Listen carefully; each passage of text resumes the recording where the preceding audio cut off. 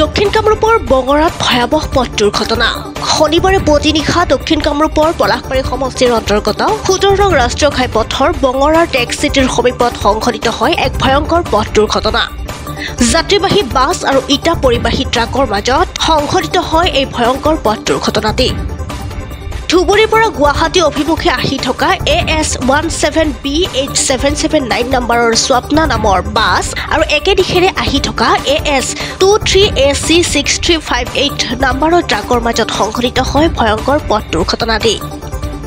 এই ভয়াৱহ পথ দুৰ্ঘটনাটিত বাছখনে ট্ৰাকত খুন্দা মৰাৰ পিছতে পুনৰ এজোপা গছত খুন্দা মাৰে লগে লগে বাছৰ হেণ্ডিমেন মহিনুৰ ৰহমান থিতাতে নিহত হয় আৰু 12 জনৰো অধিক লোক আহত হয়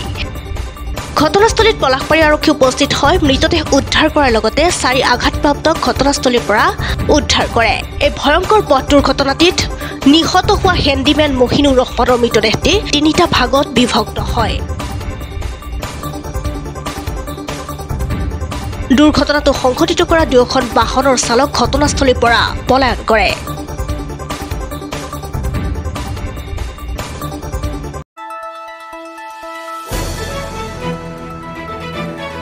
দ্য নিউজলেণ্ড অবিৰত তথ্যানুসন্ধান আপোনাৰ সেৱাত খবৰ সন্ধান দ্য নিউজলেণ্ড